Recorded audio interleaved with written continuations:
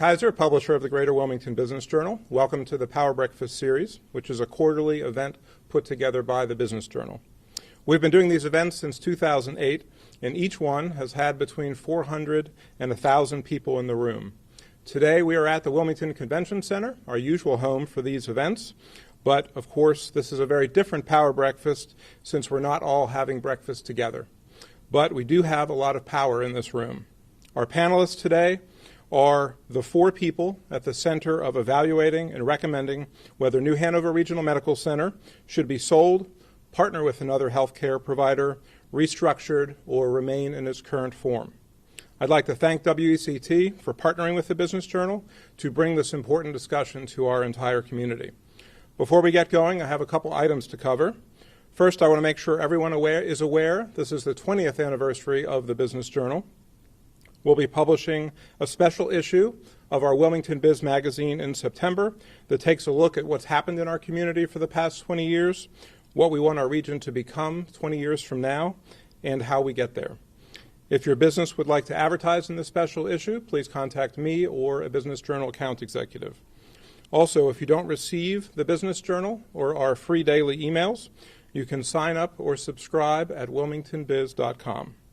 I'd also like to thank the sponsors who make this Power Breakfast series possible so we can hold community discussions like this. Our presenting sponsors, who you'll hear from in a moment, are Pathfinder Wealth Consulting and Copiers Plus, and our corporate sponsors are Alchemy, Atlantic Bay Mortgage Group, Cape Fear Community College, ECS, First National Bank, Green Resources, ILM Airport, Megacorp Logistics, the Michelle Clark Team, New Hanover County, New Hanover Regional Medical Center, North State Bank, SEPI Engineering, Shipman & Wright, SunTrust, now also known as Truist, Talk Inc., TD Bank, UNCW, and Wells Fargo. Our parking sponsor is Plantation Village, and our technology sponsor is Cloudwise. We'll now hear from Jason Wheeler from Pathfinder, and he'll be followed by Drew Smith with Copiers Plus.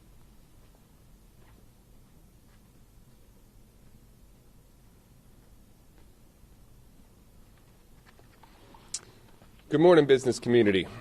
We are once again proud to sponsor a Power Breakfast with the great team at the Business Journal.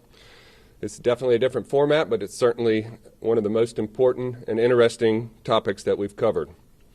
Pathfinder Wealth Consulting is a comprehensive financial planning and investment advisory firm. Just last week we had our 15-year anniversary here in Wilmington. And we know what it's like to help people with major financial decisions. We also know very challenging environments. We've helped people navigate to and through retirement and some of the biggest market crashes in history. The 2000 to 03 tech bubble, Enron and accounting scandals, and of course 9/11. The 07-08 financial and real estate bubble, also known as the Great Recession. And this year was the fastest market drop in the history of the stock market with the COVID-19 crisis. I can attest to what it's like to try and make major decisions with other people's investments and for their well-being. It's not easy. It can be stressful. But if it's done with the proper research, careful analysis, and avoidance of behavioral biases and emotional interference, great results can be achieved. Today's panelists are tasked to sell in a community investment, and that is certainly stressful and it's certainly important. It's often much more difficult to know when to sell than it is when to buy. So if you'd like a team to help you with complex financial and investment decisions, please reach out to our team at Pathfinder. Today, I'm very excited to hear what our panelists have to say, and I respect them as they go through this journey for our community. Thank you.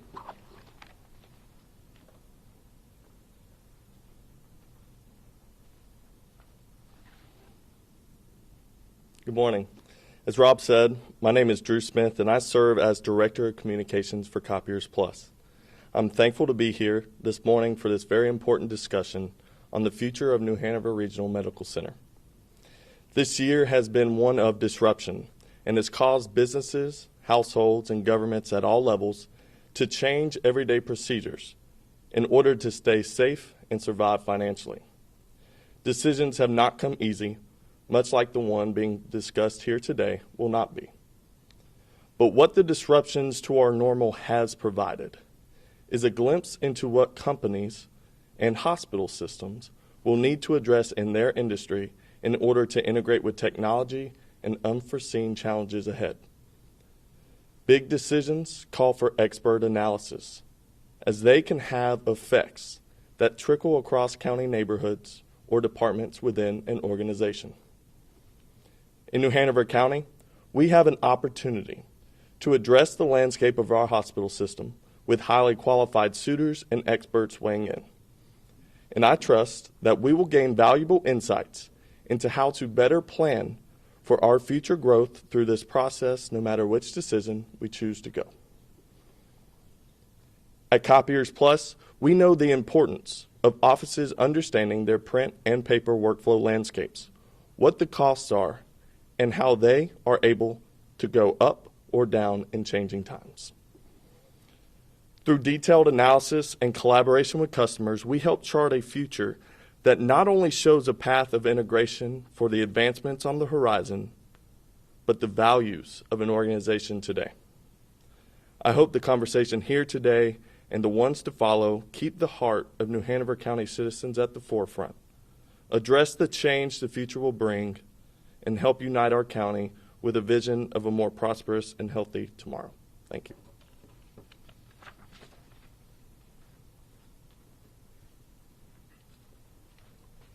Thank you, Drew and Jason.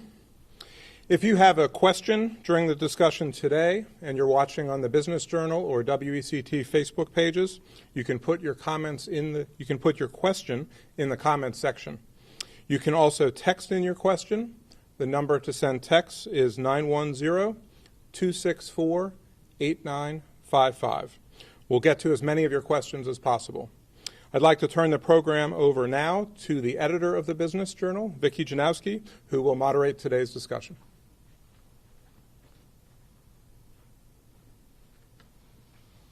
All right, thank you, Rob. And I want to thank all of our readers for the Business Journal for joining us today in this unusual format, and we'll figure it out as we go. And also to the viewers for WECT who are tuning in as well for something that's an extremely important decision for our region and possibly important for the upcoming decades. So as Rob mentioned, my name is Vicki Janowski. I am the editor of the Greater Wilmington Business Journal. I've also been closely covering this story ever since almost a year ago, mid-July. Chris Coudray and John Gisdick, who we'll meet in a minute, held a press conference to announce that the county and the hospital were going to start looking at their future. So it's been almost a year. There's been a lot of meetings. We're going to get into that, and a lot of things that have happened and are continuing to quickly happen. But it's interesting. I want to start off real quickly because, again, the most important part is to get to y'all's questions, which have been coming in a lot over the past couple of days. And as Rob mentioned, will continue to come in while we talk.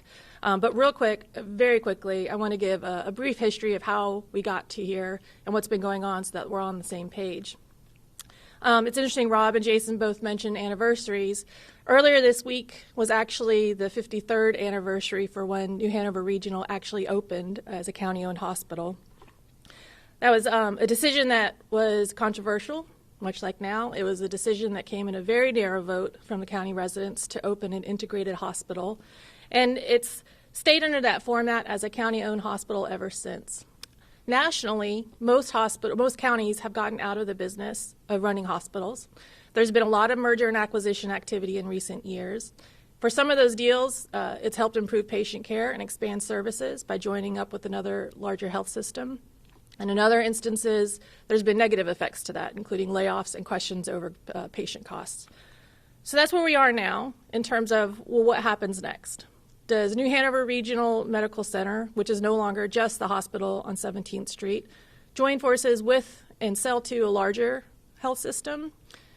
Or does it continue to maintain its current course and try to restructure internally? So today's panel is four of the folks who have been leading that discussion over the past year. Ultimately, the decision of whether to deal or no deal will be with the county commissioners and the hospital trustees. But for today, we wanted to talk to those who have been in the middle of the discussions and talking with those health systems that are interested in NHRMC. So to introduce our panel, starting here with my immediate left is Barb Beener and Spence Broadhurst, and they are co-chairs of the Partnership Advisory Group. So that's an advisory board that came together as part of this process with 21 members and have been guiding the discussions and are currently in the talks with the 3 health systems that have been pinpointed on a short list. Next to Spence is Chris Coudray, County Manager for New Hanover County. And on the end is John Gisdick, President and CEO of NHRMC. All right, so that's very briefly where we are. We're going to talk about what happens next, as well as an announcement last night from Atrium Health, one of the parties, and also whatever it is that you guys want to discuss in the next hour and a half we have together. But just to start us off, I want to mention a question of timing, because timing, along with what the potential impacts of a sale could be, has been one of the questions that has come up repeatedly over the past year. And so one thing that struck me that came up in one of the PAG meetings, the Partnership Advisory Group, was one of the members was talking about in the mid-90s, this issue of whether the hospital should look to an outside system and not remain independent anymore, whether that should be something that's discussed, because there was going to be changes in the industry, there were headwinds that were coming that could make it difficult for New Hanover to stay on its own, but it didn't move anywhere. There wasn't the political will to push it forward for a vote. So the point that was raised with that was that this is not a new discussion. It's something that's come up over years and years about whether or not New Hanover Regional should sell or partner with an outside system. And one thing that struck me with that was in the mid-90s when this came up and there were challenges and shifts in the industry, the hospital decided not to. They decided to stay on their own and stay the course. And in that time since then, it's grown to the largest employer for the entire region, to a billion-dollar-plus revenue operations and an organization that has received national accolades for its workplace and culture.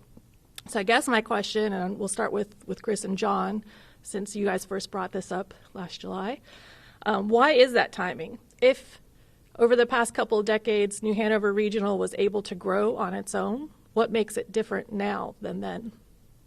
Yeah, I'd like to start with that answer. So not only in the 1990s was it addressed, I can think of at least 4 times in the history of the hospital that this question has been discussed significantly by the community, by the county commission, by the board of trustees at different scale. But it really started when the hospital was formed in the late 1960s. Long term, what was the model going to be?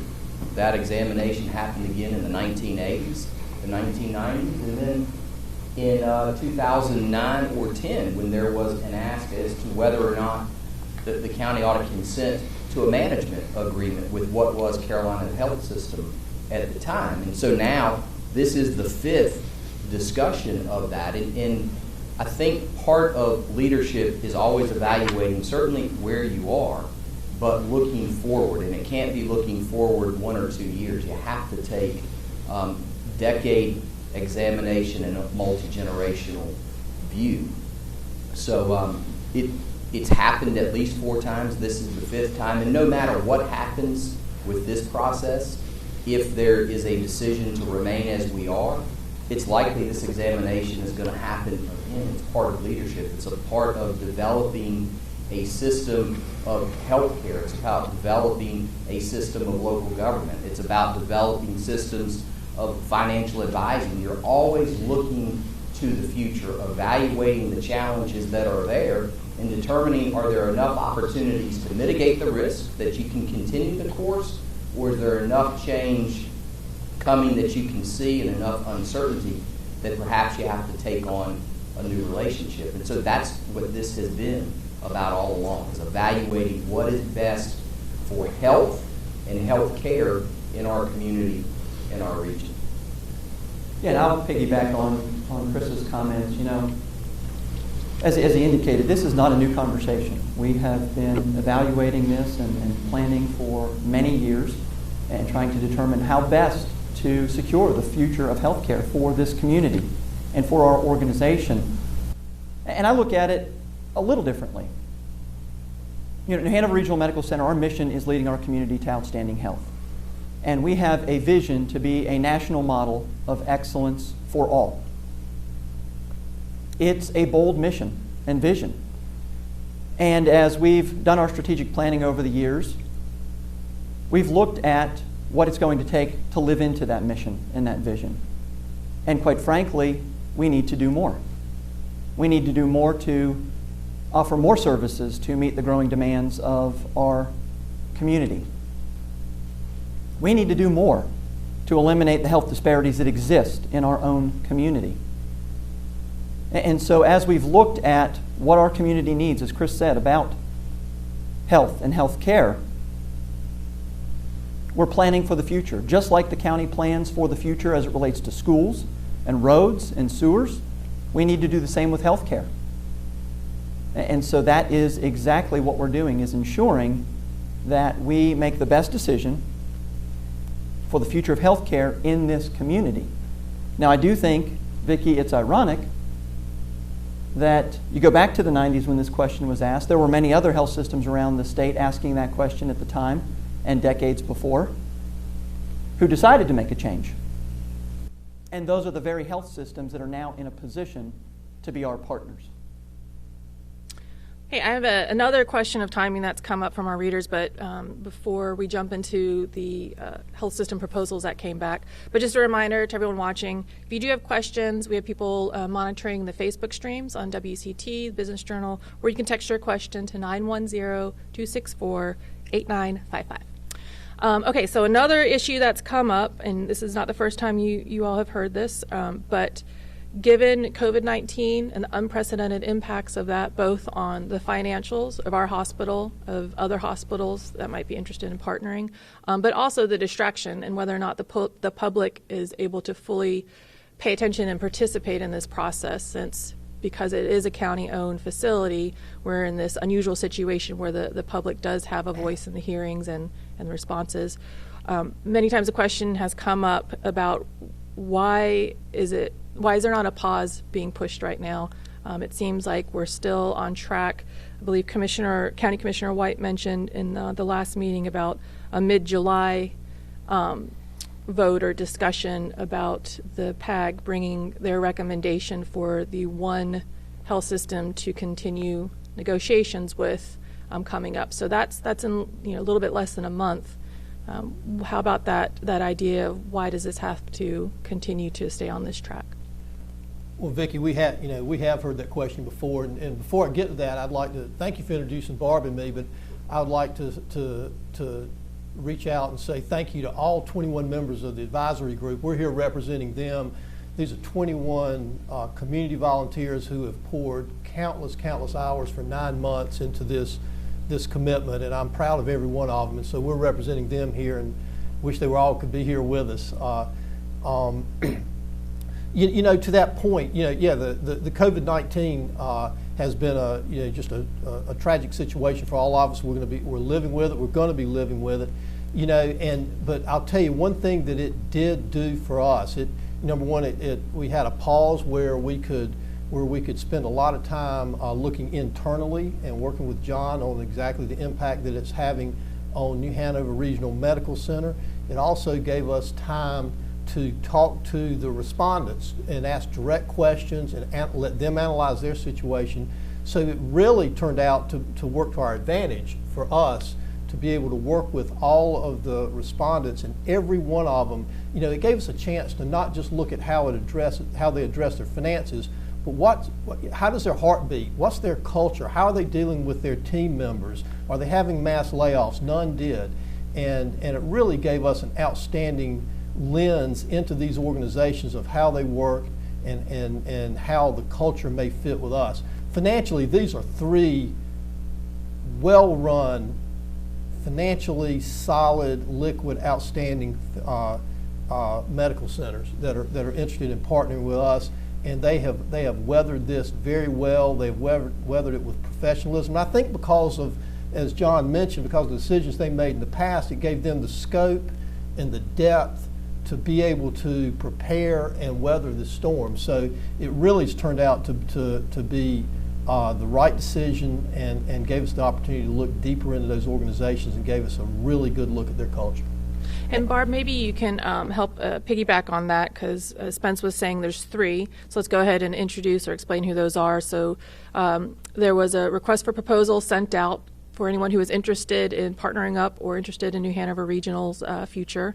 6 health systems responded with detailed proposals. The PAG, the Partnership Advisory Group, whittled that down to 3 preferred or 3 systems to continue talks with. Right. In further detail with the 3, and those in alphabetical order are Atrium, Duke, and Novant. So with Spence talking about culture, what is the difference of the cultures of those 3?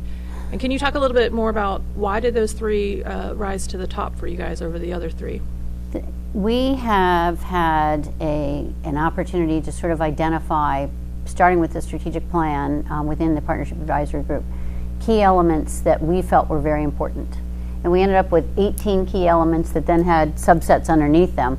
Only one of those was financial, but others talked about quality, they talk about equity, they talk about planning, it talks about ambulatory structures, I'm trying to think of other things, all different areas of just the delivery of health care and what we want for our community. And so we were able to really look at those relative to standing alone, status quo, restructuring, and then what the top 3 of the respondents had. So we were able to really evaluate those. What COVID did in that is it also helped us evaluate what our needs are in a pandemic relative to supplies, testing, et cetera. And we really were able to go back to the respondents and say, how could you support us? How have you done in COVID? What are the greater opportunities we have by working with you? And that can include things like greater access to protective equipment at perhaps a lower price, more sophistication in lab testing and access on a regional basis to that. So lots of things that we could do to be supported by a partner if that's what we choose to do. And Vicki, I think to add on to what Barb said, we used a very detailed, data-driven, fact-driven, objective measure on all 18 of these to come up with the top 3. And these 3 rose to the top very quickly. We were proud to get all 6 responses, but these 3 rose through a unanimous selection of all 21 members. Yeah, and that's kind of the tricky thing in this situation, right? Because you are in negotiations or plan to be in even more detailed negotiations, and you think about that happens a lot, even locally or around the country, and it's not usually one that happens that unfolds in front of the public. So you mentioned there are the 18 key areas which have been released. We have those topics we've covered. But that scoring system or that evaluation against each other is not, because you guys are in negotiations. So the public outside doesn't see why they stand out or what the difference is between the systems, or even how that measures against, which we'll talk about in a little bit, not partnering with anyone in restructuring. So it's kind of hard for the public to gauge why one is stands out above the rest. So John, maybe you could talk a little bit about, you have long, your whole career in the health industry, Yep. and for many of us reading or watching are not as familiar with Atrium, Novant, and Duke Health. So, can you explain to us a little bit, if people are not as aware of their history or reputation, like what are they most known for? Yeah, and individually? I'll start with, Vicki, you're right. This is by far in the, believe it or not, I know I don't look this old, but next year will be my 30th year in healthcare. In the 30 years I've been in healthcare, I've never seen a process this transparent before. And that this much information has been made publicly available in such a competitive situation such as this. And so I applaud the PAG, the Board of Trustees, and the County Commissioners for being this transparent and making this information so public. Yet some of it does have to remain confidential because of the fact that we are trying to do and negotiate what's best for our organization and our community. I would say, while the general community may not be seeing all that information, they really need to trust and rely on the PAG. We have 21 diverse members representing the community, and Spence was not kidding when he said they have spent countless hours poring over these proposals and scoring these to determine these 3 as the finalists. And I would say we have 3 outstanding options, 3 outstanding organizations that have shown interest in us. Not only are they 3 of the leading not-for-profit health systems in the state of North Carolina, all 3 of them are nationally recognized. And so we are very fortunate to have these types of organizations interested in partnering and investing in our organization, in our community. You know, all of them have done amazing things in their communities. When you look at their track record with partnering with other organizations, when you look at their track record as it relates to growing jobs in these communities, improving quality of care and access to care in the communities they're in, all of them have done an outstanding job and have a very solid track record of delivering those types of results, and that's why those three rose to the top. Let's talk about one of those three. We have a reader question that came in, and this is where we're going to get to last night's news that came out. An announcement came out right before 11 o'clock, so no ECT had it. I'm sure y'all were scrambling to get it right at the very last minute on air. But yeah, there is Atrium, which is they're all nonprofit systems, but Atrium's based out of Charlotte. They originally, in their proposal, had offered a long-term 40-year lease arrangement, which at the end of that long term, they would become owners essentially. But they said they offered that because they had listened to what the community had said and providers had said about having an option of not an outright acquisition. Novant and Duke both put in offers for buying the hospital system, though they also said they were open to other forms of managements like joint ventures and whatnot. But last night, Atrium put out an announcement saying that they too are adding to their option of you guys can either, if you want, pick the lease deal, or we are actually willing to put in an acquisition offer. Equaling, I know Barb had mentioned money is just one of the 18 points, but the numbers that have been offered are pretty staggering, not just for locally, but on a national level for a health system this size. But basically, that their proposal equaled out over time $2 billion. Part of that in upfront cash to the county, and then also reoccurring payments throughout, along with other incentives such as improvements and investments to the capital plan. So our reader question is, they would like to hear from Spence and Barb, if you can comment on this new bid, and do they now ask Duke and Novant to raise their offers? Well, absolutely, yeah, that came out last night. But I'll tell you, you mentioned, and also a lot of folks in the community and the media mentioned when the first responses came out that Novant's proposal was so high compared to the others financially that maybe it was an outlier. And I, as a member of the PAG and as a banker, I totally disagreed then. I totally disagree now. I think the Novant offer from the beginning was closer to market value, and that the others, quite frankly, undervalued not only financially but from a delivery standpoint what this medical center means to this area and can mean to another organization. So I think that with the additional response from Atrium last night, it just validates that fact, and that they've changed their perception and increased their offer. Relatively speaking, because if you look at the Novant offer compared to, let's say, HCA, which was not one of the finalists, but HCA was a for-profit, so you've got to figure that they did the math on how can they invest here and make money, right? And they offered like $1.25 million as opposed to $1.5 million for Novant. If you put a profit margin on top of that, it takes you right there. So I think the offer that Novant made and the increased offer here is getting closer to what I consider the value of the total enterprise, as opposed to it being an outlier. So I think the change from last night just kind of validates that. And as Barb said, finances, pure finances is just one of the 18 measures, but money does allow us to do things. It fits into the other 18 elements, and as John said earlier, we're looking at, how do we take this money and really address health equity in this community? How do we reach the less fortunate and the more rural who really don't have access to health care? How do we use this money to go to the community as opposed to the community coming to the hospital, and really improve the health care? So that's what the money piece is about. It's about reinvesting. It's about having the opportunity to build a second hospital that we so badly need in the fast-growing northern part of the county. That's what these offers put us in a position to do that we cannot do independently.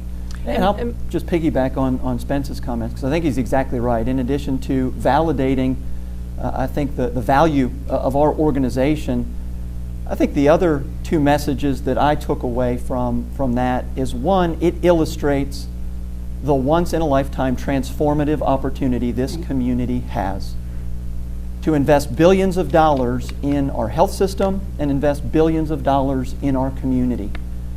And as Spence and Barb have both said, this process has always been about healthcare. But let's stop for a moment and truly think about the opportunity we have at a time we desperately need it as a community to invest billions of dollars in our organization and our local economy. I think the other thing that it demonstrates is the absolute power of strength this organization and this community are in. Chris and I have talked about that from the very beginning, that we are doing this proactively, we are doing this from a position of strength to ensure we can negotiate the best possible situation for New Hanover Regional Medical and for our community. And I think this latest offer demonstrates how important and how significant this opportunity can be. And Barb, before you speak to now what happens next with that, or even just what are the level of negotiations happening right now, we should point out, because Spence mentioned Novant's offer, we haven't specifically said, but Novant's original proposal was $2 billion of cash up front to the county, along with capital improvement commitments and things like that. So when we say in terms of matching that value level, that's what we're talking about. But yes, Barb, what's actually happening now with negotiations, and then what do you do with this information going forward? Well, this offer came in very late last night, and for some of us, we didn't know about it till this morning because we were sleeping. So the first thing we'll do is take the opportunity to really read through it and really understand what it means. And it's not just simple cash on the table. There are different pieces that tie to it. So we need to understand it. We need to share it with the full Partnership Advisory Group tonight so they understand it, and really then look at the comparison with the other offers. Could we see other offers from some of the other two respondents? We could. We don't know exactly, and so we'll wait and see. We can only go with what we have in front of us at the time. But our hope is that we will get to the point where they've put their offers on the table, and we really can look at which one of us brings us all the different pieces we've already mentioned. Best opportunities for health equity, best opportunities to be community run. Each of them is offering us great opportunities to retain our local board, to even have seats on their boards, retain our employees, retain our medical staff, all the different pieces that we feel are very important. So that's what we're going to be looking at as we look at this offer layered on top of what we already have. And Chris, I mentioned a couple times this idea of, in the proposals, there's mentions of money going up front to the county. Mm-hmm. John mentioned the phrase potential for a transformative, once-in-a-generation type of opportunity here. One question I have for you is the county money. So when the first press conference happened in July, some of the county commissioners were there, and they discussed some of the things that this type of money could potentially do in terms of addressing opioid addiction needs in the county, school funding, all kinds of things, even to the point of how would it work mechanism-wise? Would you set up, a trust, or how would that work? And then that's really the last time I feel like that's been discussed publicly. One question that's come in terms of the county portion of the funding of these deals is, will that come up and be discussed as part of this decision-making process? And if not, if that's something that comes up later, how do we as a community make the decision of whether this is a good idea to sell or not if we don't have the discussion of how the money will be used? There's a lot of complexity and nuance in the question and the answer. So bear with me. Yes, in July 23rd to be exact, John and I, other representatives from the county, talked about what the opportunities, if we went forward, might be.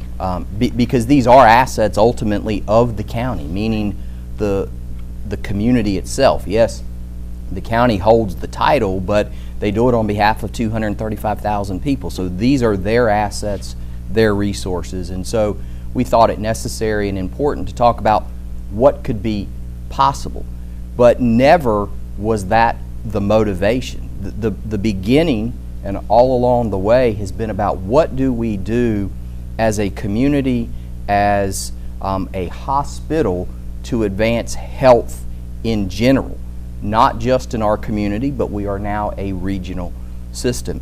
The cash, for lack of a better word, is a consequence of perhaps decisions that are made. So it's never been the motivator. So it's never been a topic of real public or private discussion amongst anyone. At no point has the PAG talked about, well, what would the county do with these resources? At no point has the county commission talked about that or even directed it, because it's a consequence potentially of a decision that's motivated to do what is right about advancing health and improving the health care system. So I think it ultimately should validate that this is not about cashing out, because we're not putting lots of time and energy yet into the discussion. That being said, I'll say what we said back in July. If a decision is made that results in net proceeds back to the community, we need to invest those things in advancing more health equity. If that hasn't been made obvious to us since COVID-19 and other recent happenings, I don't know that anything ever will. The substance use disorders in our community, they haven't gone away in the last year. Our need to continue to advance education and invest in public education and early childhood education, those things haven't gone away. If anything, we've learned more clearly how important that is. And so there is no plan of how we would spend the money. But if we take a recommendation to the board in July or whenever that day is that suggests that we do an integration, then we've got to put real time and energy into talking about what is best for the community. And I think the principles that were important in July of 2019 remain important now. That is, we want to reinvest in the community. We want to advance health and social equity. We want to improve public education. There's a whole range of important issues that the county and the community have to be a part of, John, in my opinion, to improve health in general. So yes, we need to put that money into an investment strategy that first and foremost protects the principle, whatever that principle is. And then we probably want to look to grow that principle. And we want to use the interest of whatever that is off the principle to make these investments back in the community. And you know what the structure to do that is? There's not an answer yet. And I think, candidly, it would be premature to put those plans in place until we have clarity that there's going to be a change. And then we have to work together as a community to decide if there are net proceeds, what do we do with those? So I appreciate the frustration that we haven't talked about. What would the county do with the money? And I'll say again, we haven't talked about it because that's never been the primary motivation, and no one from a staff perspective or the PAG or the county commission has ever wanted to convey to the community the idea that this is trying to cash out on an asset that we know now to be worth $2 billion. It's about improving health and health care. You know, Vicki, too, if I can jump in, you know, I think it's important to remember that the biggest financial commitment in all of these proposals is not the money up front, it's the commitment to the strategic plan and the capital outlay for the future. That's much bigger than the cash up front. So Chris is right. The county commissioners have a lot of work, would have a lot of work to do to decide how that piece of it would work.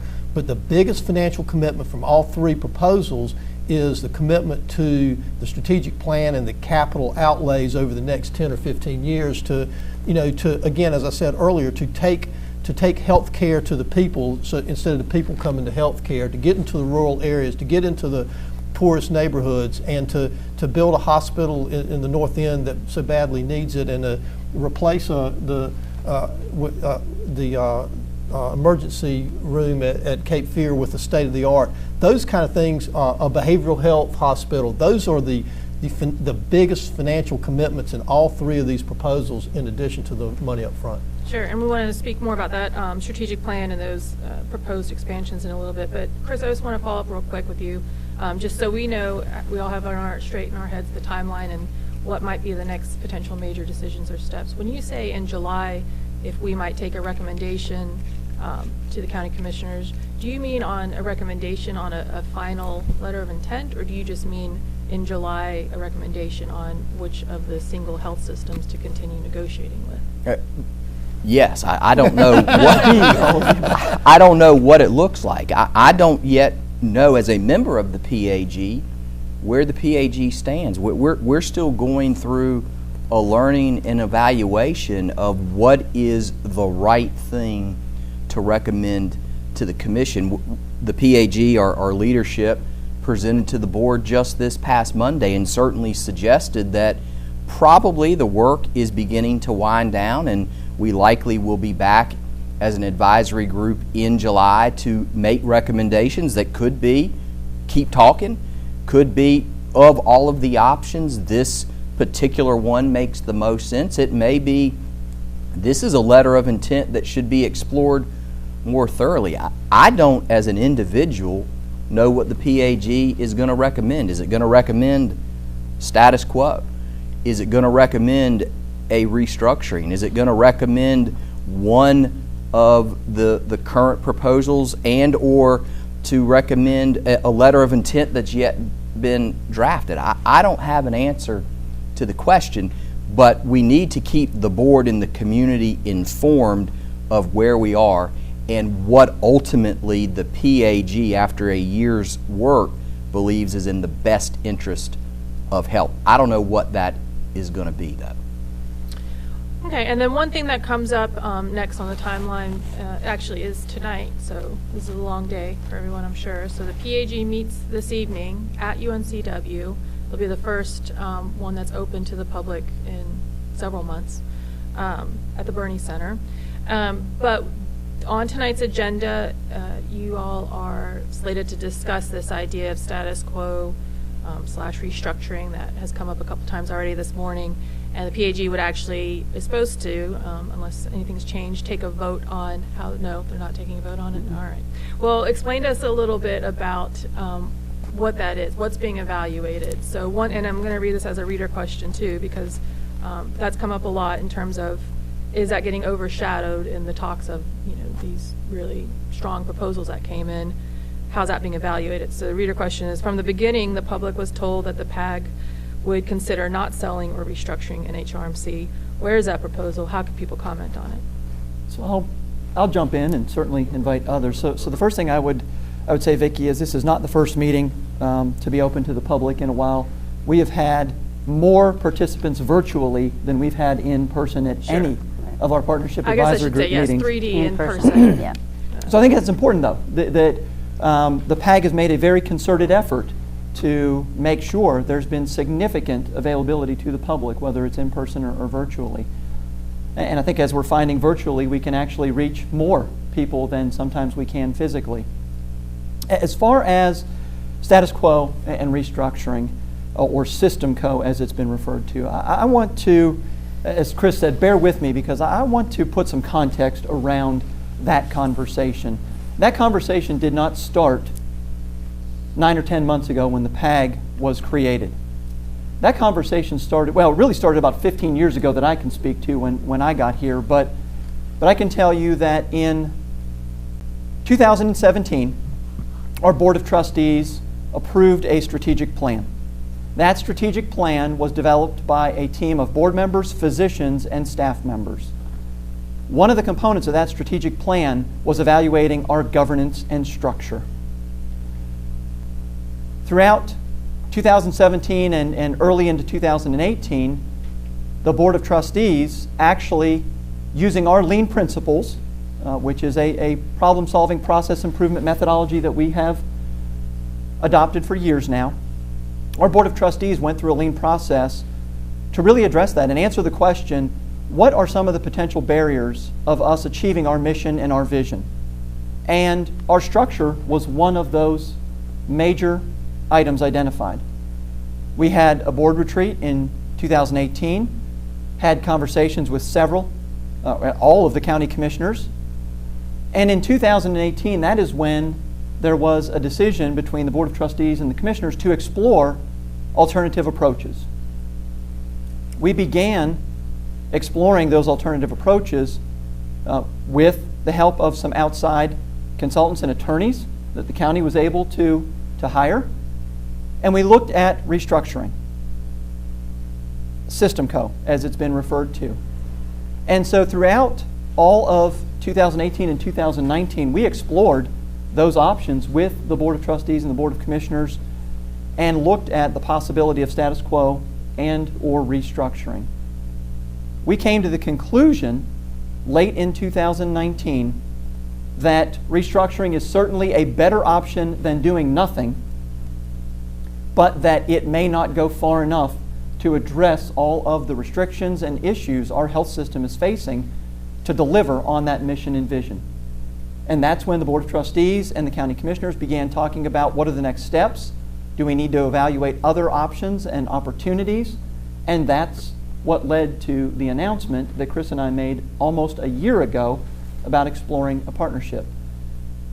The involvement of the Partnership Advisory Group was to also take a look at the work that had already been done for 2 years previously with a fresh set of eyes to make sure, is there anything we're missing? Is there something to look at that we could do differently, as well as look at the other options as it relates to partnership? And so I can assure you the Partnership Advisory Group has spent a considerable amount of time on evaluating status quo as well as restructuring. The first document the Partnership Advisory Group ever got was the report on restructuring and System Co that we had done a year prior, and have spent several meetings evaluating those. And as Barb and Spence spoke to, that very objective, very detailed scoring process was not just on the 6 proposals, but every one of those was evaluated against, and every key performance element was evaluated against status quo and restructuring.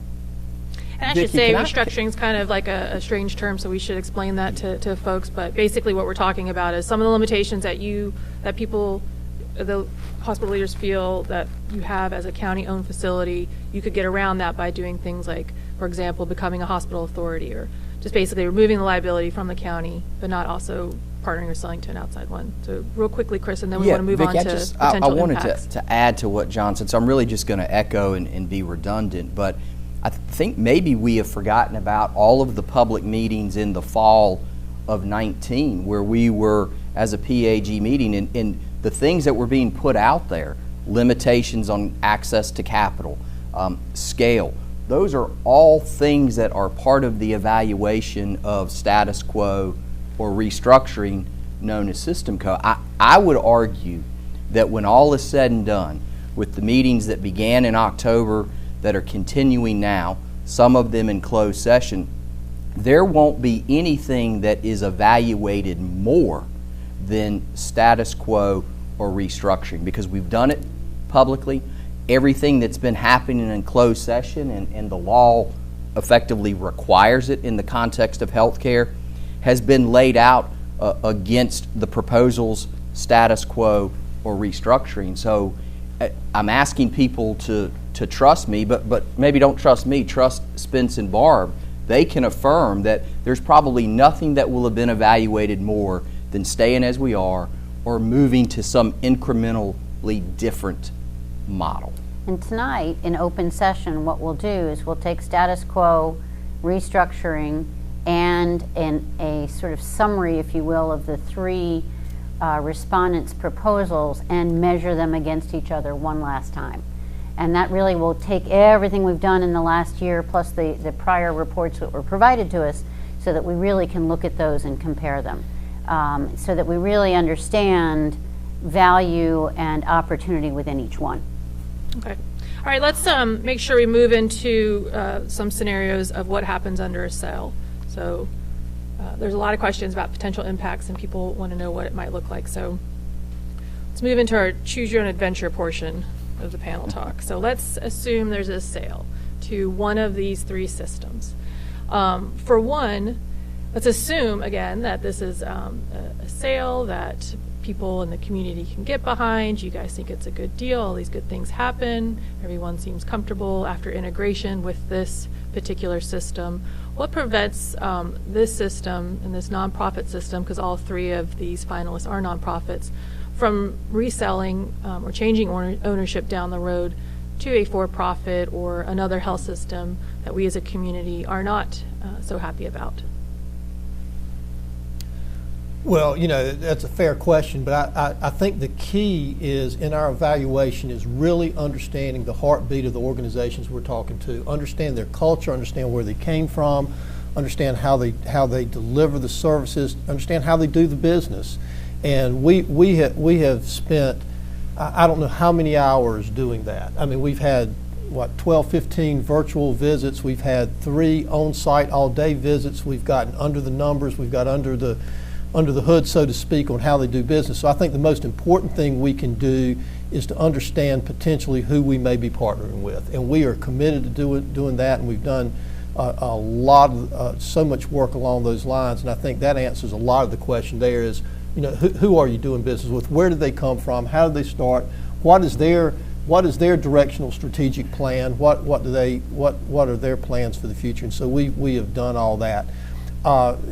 Certainly in our, without, John's right. Some of the negotiations are confidential and proprietary, and so I'll just share that that issue is being addressed as we work through the LOI process, and we've got a kind of a parallel process we're working through with the 3 respondents and the status quo and potential restructuring. So it is being addressed in those discussions, and some of it's proprietary and confidential. So and I'll piggyback on Spence's comments. First, I think that our viewers should take comfort in knowing it is not that easy to convert from not-for-profit to for-profit in healthcare, and especially in the state of North Carolina. Right. That is a very delineated, detailed process that requires state and federal regulatory approvals. So, a lot of theory has been thrown out in our community. Quite frankly, a lot of misinformation has been thrown out in our community about things like being turned around and sold off to a for-profit and other things. And I want to just maybe put an explanation point on Spence's comment. We've not dealt in theory in the Partnership Advisory Group. We've dealt in fact, we've dealt in track record, and we have talked with each of these 3 organizations. We have talked to organizations they have partnered with over the last 20 plus years. We've talked to their communities. We talked to their board members, and they have all delivered on exactly what was promised. They grew jobs, not reduced jobs. They improved quality, not reduced quality. They work on reducing the overall cost of care in these communities. And we were able to see it firsthand and see their track record of what they've delivered, not some theoretical study that's out there, but what these organizations have actually done in our own backyard over the last 20 years. And I think that should really be what we're talking about, is what is actually happening, not what theoretically could happen. Yeah, and each of them we have a letter of intent, which defines a lot of the terms that we're concerned about. Staff, future sale, use of capital, those types of things. And depending on which one, if it were to be chosen to pick one of them, we would go into a definitive agreement that would be very clear as to anything like that would allow a future sale and really continue to have that control. Okay, and so on staff, John, a couple of your 7,000 plus employees have sent in questions, so I'm going to read them as a 2-parter and let you field it. But as an employee of NHRMC, how much job security do I have with these 3 proposals? And then also, how will pension benefits for retired NHRMC employees be guaranteed? Yeah, so those are great questions, and I think I have been extremely clear from the beginning of this process. My employees are my #1 priority throughout this entire process. They have been for the last 15 years that I've been here, and they are what's made our organization the great organization that it is. We have been fortunate to have a no layoff policy for 15 years and to give our folks the stability they need. Jason mentioned in his opening comments, as a sponsor, about the unstable market conditions we've faced in the last 15 years, and we've not laid off a single person in those 15 years, and I could not be more proud of that. But we need to be able to provide that stability to our staff going forward. And so we are negotiating on behalf of our staff to make sure they have job security not only now but into the future. And as Barb said in that letter of intent, there are very specific terms and conditions around 100% of our staff, their jobs being secure. And not only securing those, but growing that. You know, one of the things we don't talk about is the risk we run if we don't do something, and the potential risk of job loss if we don't do something with an unstable and unsecure financial future. As for benefits, we are again fortunate to have tremendous benefits in our organization. And again, we are negotiating to maintain those benefits as part of a letter of intent for the foreseeable future. The pension benefit has been a question from the very beginning. All pension benefits that are vested are secure. There is nothing at risk with their vested pension benefits. We evaluate whether we can continue providing a pension every single year.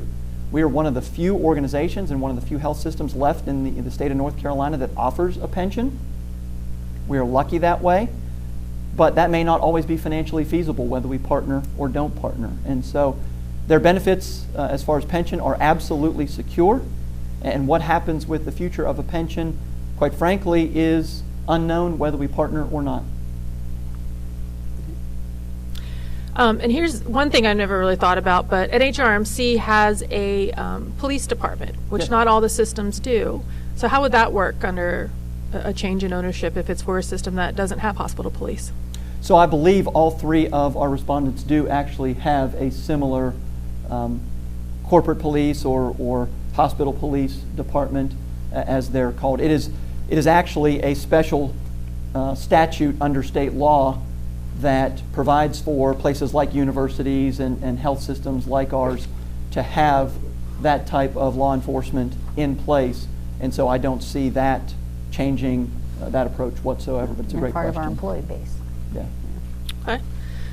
And then let's move over to patient costs, hospital costs. It's another issue that's come up several times, and I want to read a question from Christy Moss, who's with UNCW in economics.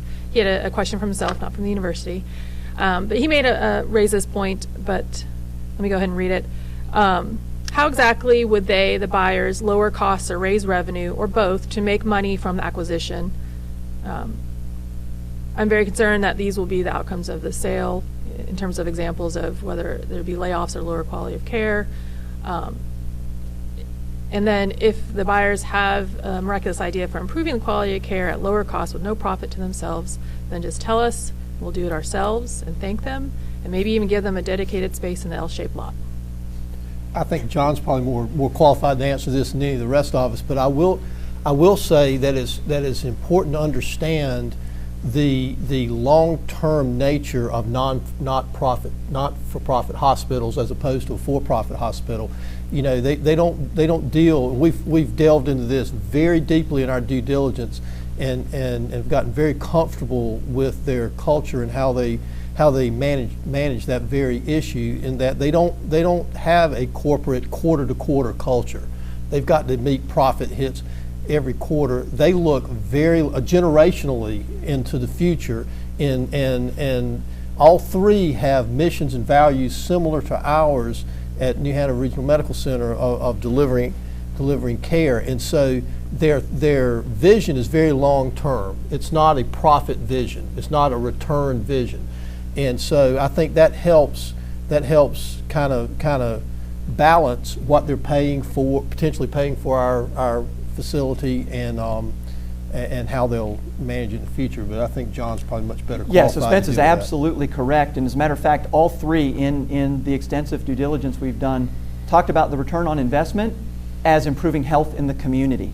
And that's the connection to the mission and vision that we have, and really measuring it in that regard. But I'll go back to my earlier question, or earlier answer to an earlier question, which is theory is great, but track record tells a lot more.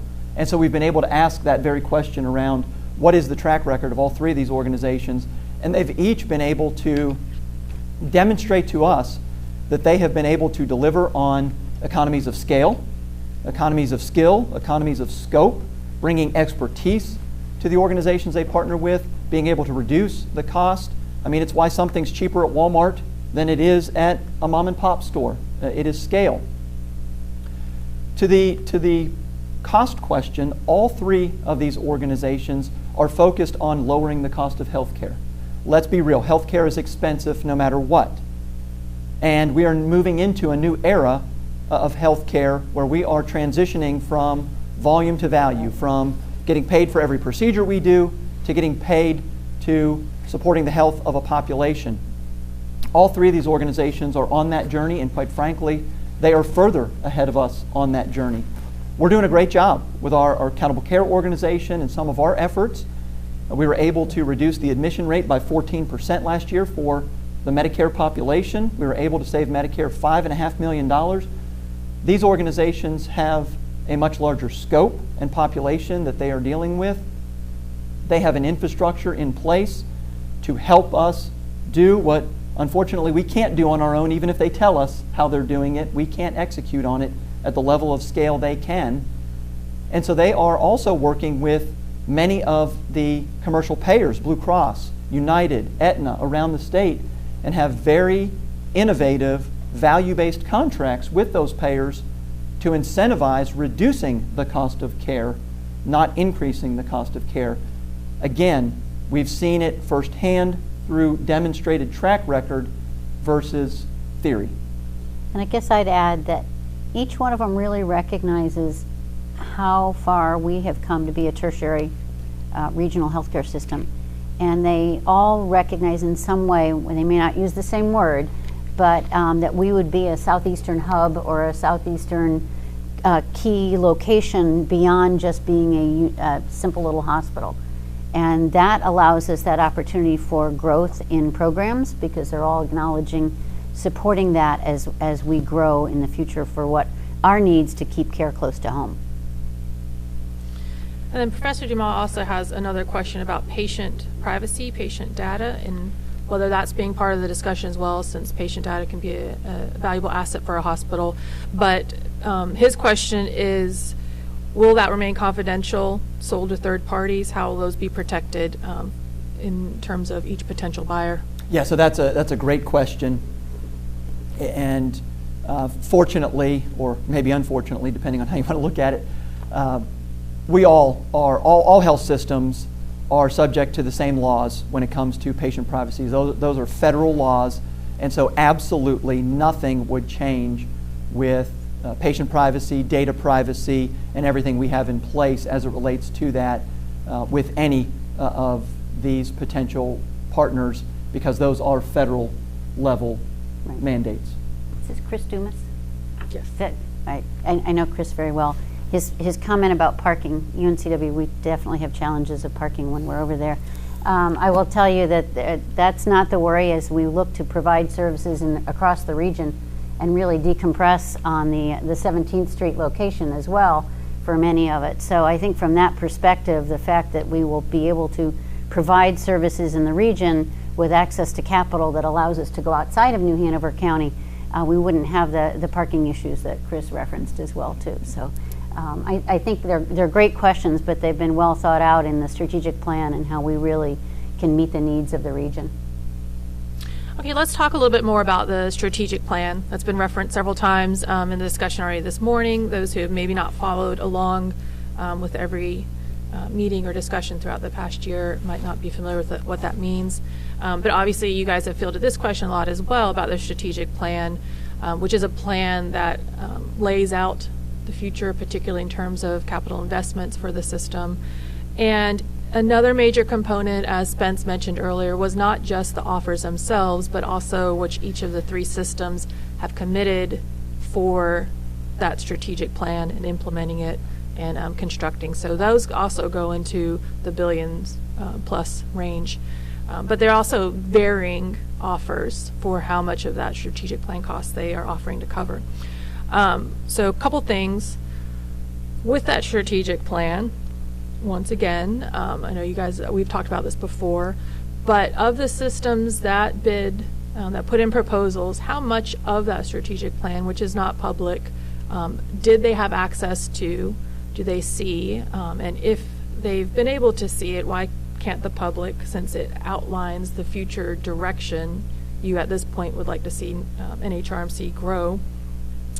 And also, because they came in at varying levels of their commitment to it, what stood out in terms of how they addressed that part of what you guys asked for the proposal? Well, one thing I'll say is, I'm very proud of the vision from the trustees of developing this strategic plan. And, I think it's important to recognize that a strategic plan has certain portions of it that are, by definition, strategic. And if they are released to the public, then they would no longer be strategic. So the balancing in this, I'm very happy that the balancing of this is that the trustees shared with the PAG enough information so that we could understand the financial impacts that are necessary.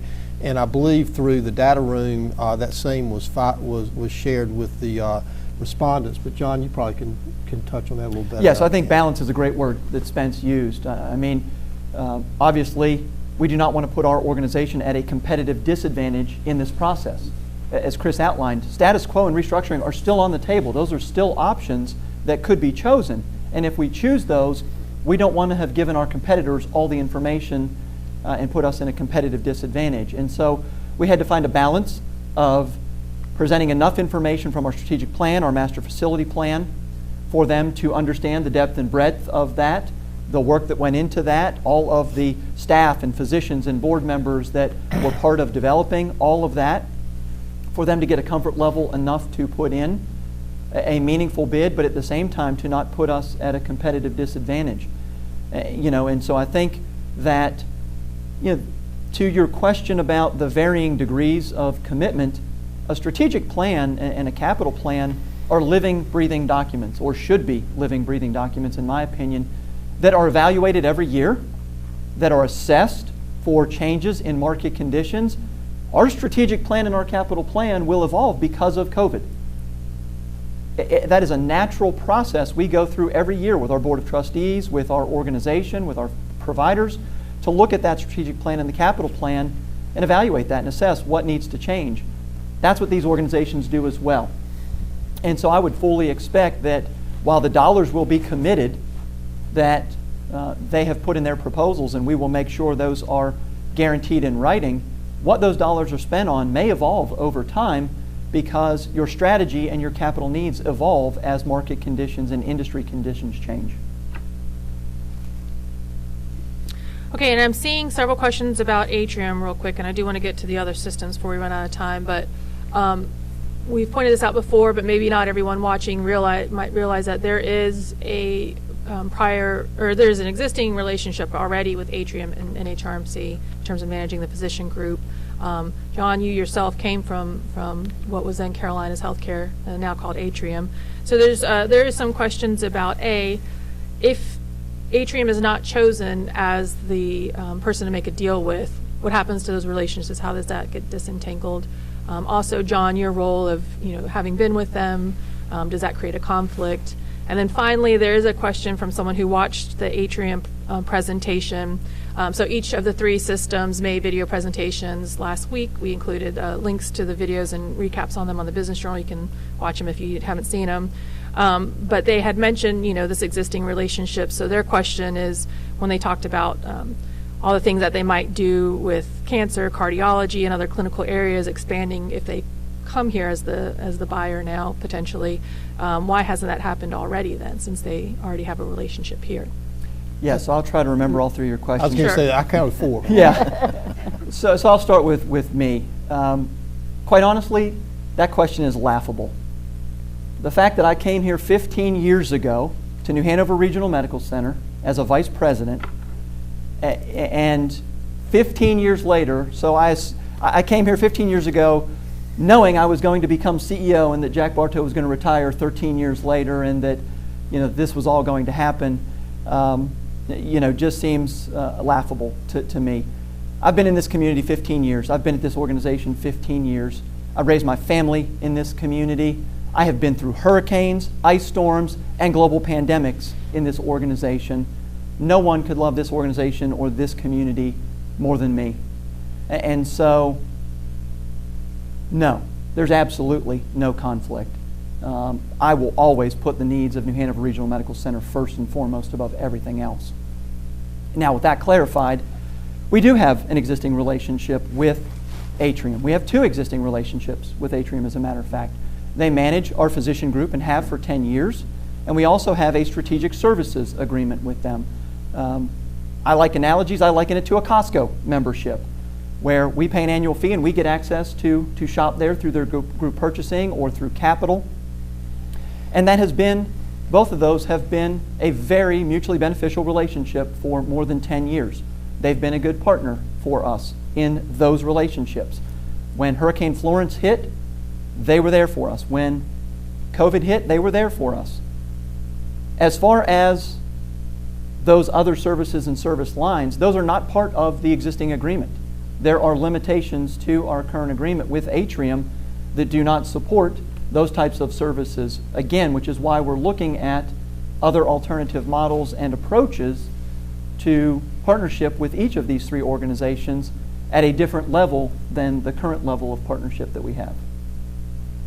You know, I'm going to add on to that, and I've just got, John's not going to say it, but I'm going to take it a little bit personal. I've gotten to know John Gisdick, and I'll tell you what, he is a man of character, and it's offensive that question would even be asked. And I'll tell you that all three of the respondents think the same way, because in specific discussions, all three said that John Gisdick and his team are part of this deal regardless of what happens. So, I just think, I probably think I ought to shut up, but the people that say that probably don't think we landed on the moon either. So, that's just my opinion.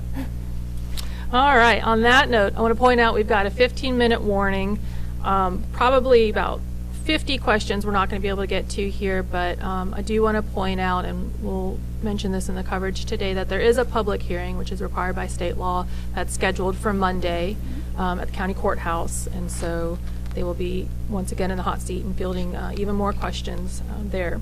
And as always, I would encourage readers and viewers to continue asking those questions to the Business Journal and ECT in our coverage. But before we wrap up, I do want to talk real quickly about the medical education component of it, because that's a major part of it, as well as what's going to happen again this year before this potentially gets wrapped up, if there's a deal that's negotiated. So the medical education, and I know it's going to be, there's a lot of details here that's going to be more than we can cover in the time we have now, but that's been kind of a major issue. That's been one of also the things that the Novant has come back with during these negotiations that has also changed. So currently there is a relationship with UNC has a presence here. They have students and fellows that are here. UNC was one of the original proposal submitters. They were not chosen for the three to continue negotiations with. And as a result, Novant and UNC actually signed a memo of agreement that if Novant is selected, UNC would not only retain its existing programs here, but expand it as it had included in its proposal. Atrium also in its announcement yesterday pointed out that it too has signed a memo of understanding with Wake Forest and expanding that medical education program and bringing them here. And of course, Duke University is a world-renowned medical school as well. So you've got three premier medical programs offering to invest in the presence here with the clinics and students and perhaps more. What things are you looking for in terms of the medical education part that is important to the deals? Yeah, obviously medical education, graduate medical education in particular, is very important to us. It's important to the physicians, but it's also important to the overall quality of care delivered in the entire system. The nice thing is all five proposals, meaning status quo, restructuring, and the three top respondents, have a graduate medical piece in them now. And so it's very important that Novant bring that to the table as well. So it's part of the consideration. We clearly have to understand more about what Novant's relationship will be, which they've told us they will. and we really will then compare the three of them and what they can give to us. Just like with the atrium piece with the medical group, we would have to look at, if we weren't staying with UNC, we would have to look at how we would transition to the whoever we selected to move forward with. And that's part of the understanding and part of the terms and conditions of the letter of intent that we would do that. The nice thing is we put the investment or the funding into the graduate medical education that we provide. So it's not that we would lose something or we're asking someone to necessarily give more, because we already have that investment made to make sure we have that caliber here. And the other piece is all of them have a component that is very important to us, and that's making sure we have the availability of physicians in our region, so as they're coming out of medical school, they have the opportunity to stay within the region. And so we have that opportunity with all three of them. So it's very important to us. We've spent a lot of time on it, and we have a good understanding of what we need to do to go forward. And Vicki, I think one word to me sums it up with all three of these as it relates to graduate medical is opportunity.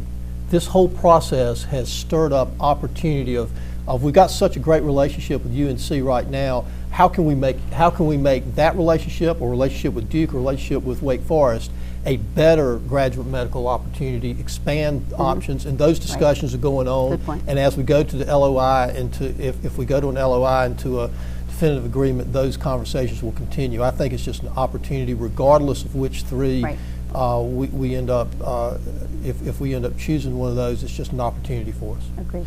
This quick process question, but this LOI, letter of intent, and the definitive agreement we keep talking about, where a lot of the concrete decisions will be included, and for lack of a better word, promises made.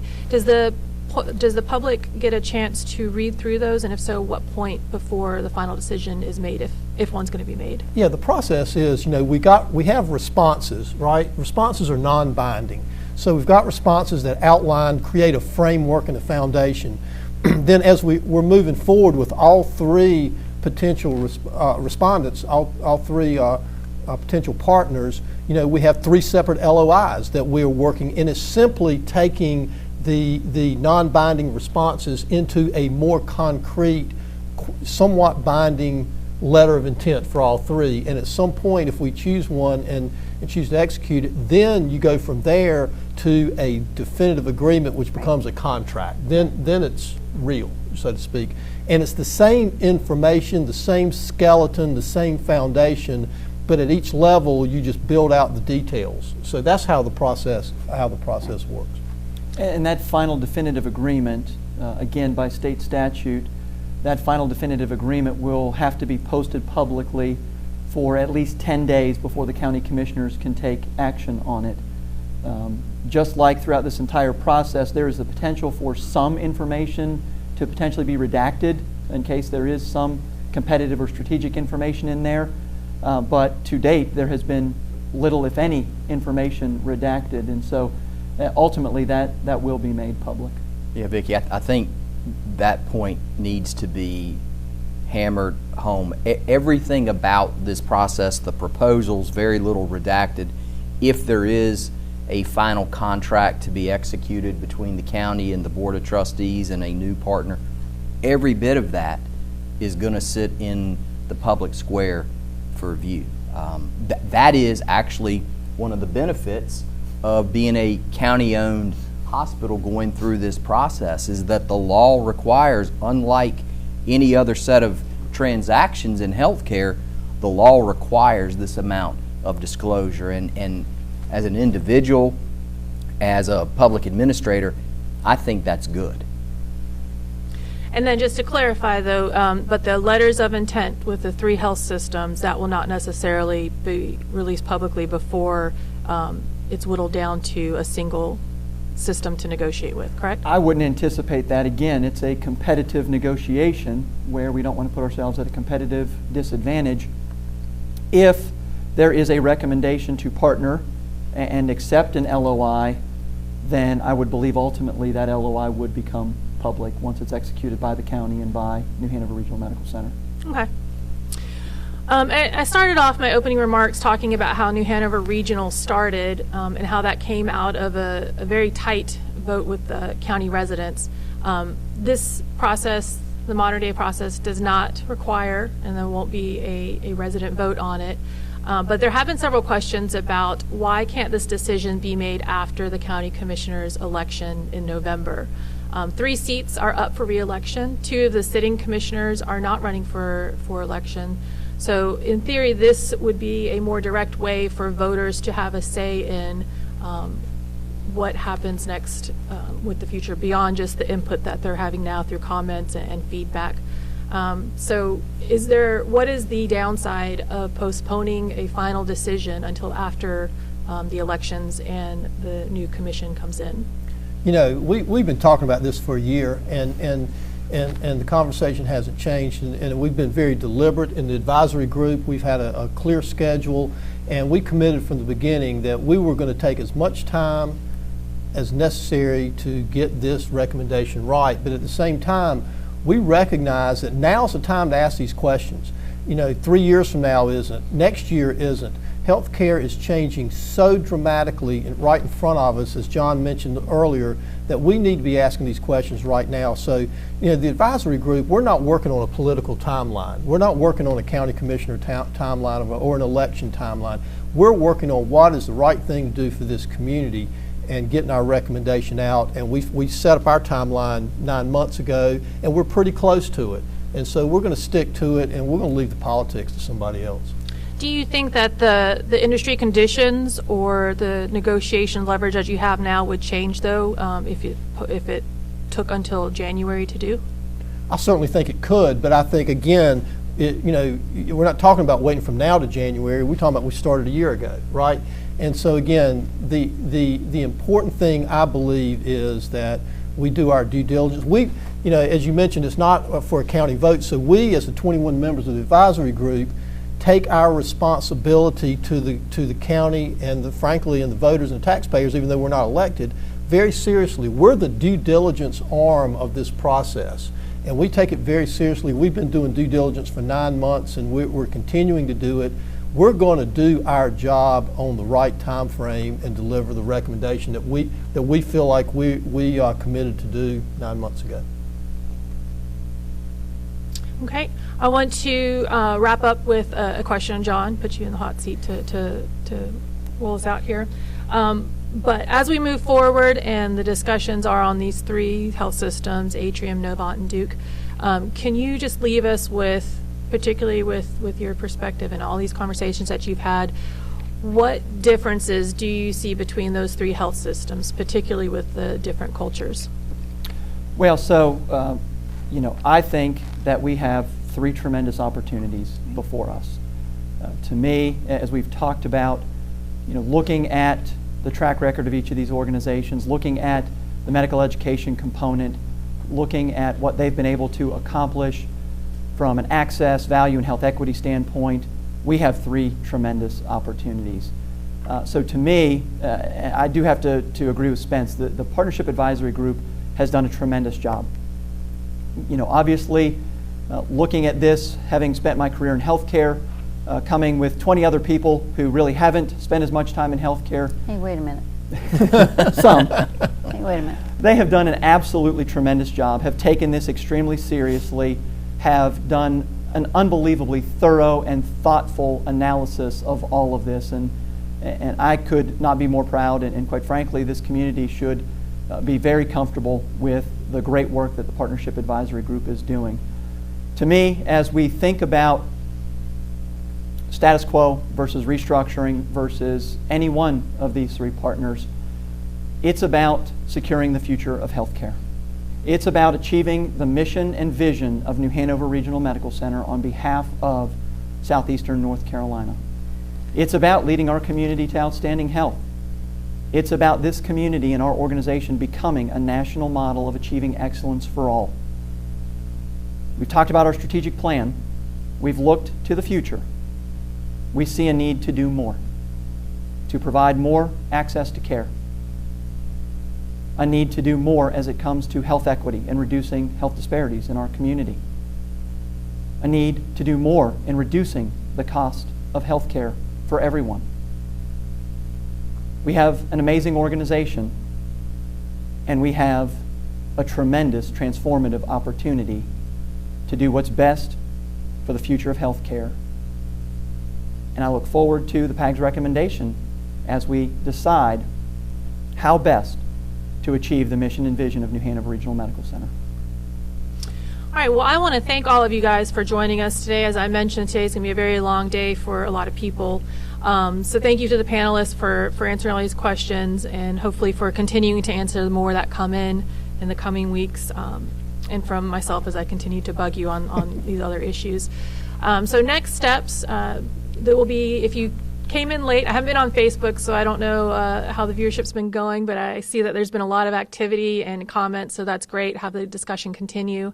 Both WCT and the Business Journal will have coverage of our panel talk today in our daily news today, as well as coverage of the Partnership Advisory Group meeting tonight, as well as just ongoing coverage as this continues, again, like we mentioned, to be an extremely significant decision for our region.